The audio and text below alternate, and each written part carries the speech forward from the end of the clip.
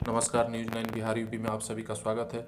आज हम बात करते हैं उत्तर प्रदेश के एक ऐसा लोकसभा क्षेत्र के बारे में जो देवों की भूमि, संतों की भूमि कही जाती है, जो देवराहा बाबा की भूमि कही जाती है। जी हाँ, हम बात कर रहे हैं देवरिया जिला के देवरिया लोकसभा क्षेत्र के बारे में। देवरिया जिले में कुल 3 लोकसभा क्षेत्र आते हैं: देवरिया, बांसगांव और सलेमपुर। तो हम आज देवरिया की बात कर रहे हैं। देवरिया में 5 विधानसभा क्षेत्र आते हैं: तामकुही, फाजिलनगर, देवरिया, पथरदेवा और रामपुर कारखाना। देवरिया लोकसभा की बात करें तो यहाँ से कभी कांग्रेस काफ़ी मजबूत स्थिति में थी, तो आज अभी जो बीजेपी काफ़ी मजबूत स्थिति में है। बीजेपी 2014 से यहाँ लगातार चुनाव जीत रही है। तो 2024 के 18वीं लोकसभा चुनाव में ये भी देखना दिलचस्प होगा कि क्या यहाँ से बीजेपी अपनी हैट्रिक लगा पाती है या महागठबंधन जो है वो अपनी बाजी मारती है। देवरिया के लोकसभा इतिहास के बारे में बात करें तो पहली बार 1951 में लोकसभा चुनाव होता है और यहाँ से कांग्रेस चुनाव जीतती है। कांग्रेस की तरफ से विश्वनाथ राय देवरिया से लोकसभा में पहली बार चुनाव लड़ते हैं और पहली चुनाव थी। विश्वनाथ राय जो स्वतंत्रता सेनानी थे और यहाँ से कांग्रेस से पहली बार चुनाव जीतते हैं, पहली चुनाव लोकसभा और संसद भवन पहुँचते हैं।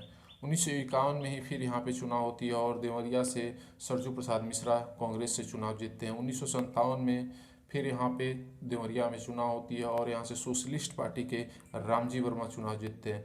वहीं बात करें 1962, 1967 और 1971 के लोकसभा चुनाव में कांग्रेस का भाग्य चमकता है और लगातार 3 बार स्वतंत्रता सेनानी विश्वनाथ राय देवरिया से सांसद चुने जाते हैं। 1974 में जेपी आंदोलन होता है जयप्रकाश नारायण के नेतृत्व में और पूरे देश की राजनीति बदल जाती है और साथ ही देवरिया की लोकसभा सीट की भी राजनीति बदल जाती है। 1976 में लोकसभा चुनाव होता है और यहाँ से जनता दल के उग्रसेन चुनाव जीतते हैं। फिर वहीं 1980 में कांग्रेस यहाँ पे पलट जाती है, कांग्रेस यहाँ पे आती है और कांग्रेस से रामायण राय चुनाव जीतते हैं। 1984 में राजमंगल पांडे कांग्रेस से यहाँ फिर चुनाव जीतते हैं। 1989 में राजमंगल पांडे ही, लेकिन पार्टी दूसरी होती है और जनता दल से चुनाव जीतते हैं।